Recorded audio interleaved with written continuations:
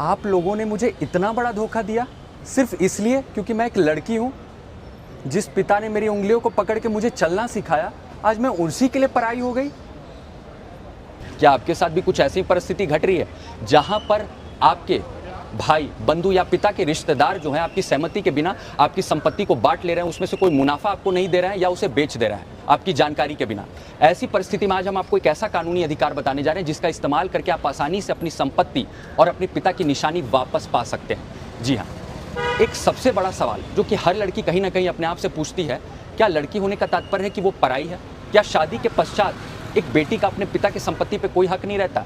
यह सोच सरासर गलत है। जी हाँ, इसी को देखते हुए हिंदू सक्सेशन एक्ट ऑफ 1956 यानी हिंदू उत्तराधिकार अधिनियम 1956 ने साफ तौर पर 2005 में संशोधन कर यानी अमेंडमेंट कर बेटे को भी, जिस तरीके से बेटे का अधिकार होता है उसी तरीके से बेटी को भी बराबरी का एक पिता की संपत्ति के ऊपर अधिकार दिया गया और उसे भी उत्तराधिकारी बनाया गया। जी हाँ, यानी कि ये कानूनी अधिकार आपसे कोई भी नहीं छीन सकता क्योंकि कानून ने आपको हक दिया।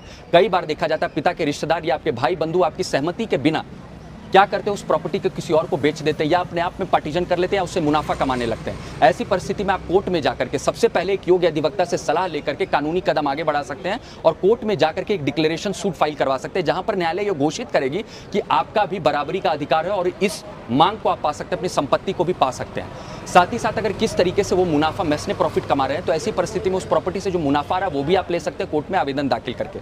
आप साथ ही साथ कोर्ट से मांग भी कर सकते हैं अपने हिस्से का पार्टीशन सूट फाइल करके न्यायालय के भीतर। साथ ही साथ एक चीज समझने वाली बात क्या है कि अगर इस प्रॉपर्टी में किसी भी तरीके से छेड़छाड़ हो रहा है या अगर बेचने जा रहे हैं, किसी को सेल डीड कर रहे हैं, तो उस पर आप रोक भी लगा सकते हैं परमानेंट या तत्काल प्रभाव से इंजंक्शन फाइल करके, यानी परमानेंट या टेम्पररी इंजंक्शन। कई बार ये भी लोग करते हैं कि आपकी जानकारी के बिना प्रॉपर्टी को बेच देते हैं किसी और को, तो वो सेल डीड भी आप कैंसिल करवा सकते हैं। ये भी कोर्ट में जाकर के आप देख सकते हैं।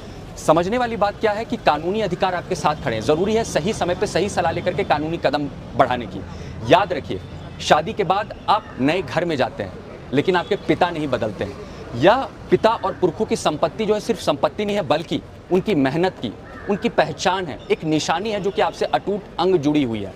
एक पिता और बेटी का रिश्ता बहुत अटूट होता है और उसकी एक डोर है उनकी मेहनत की कमाई और उनकी संपत्ति। कई बार आपके गलतियों की वजह से आपके रिश्ते खराब हो सकते हैं, रिश्ते खत्म हो सकते हैं, लेकिन याद रखिए आपके कानूनी अधिकार कभी भी खत्म नहीं होते। इसीलिए समय रहते कानूनी कदम बढ़ाइए क्योंकि कानून आपके साथ खड़ा है। आपके रिश्ते और आपकी संपत्ति, ये निशानी भी आपके साथ खड़ी है।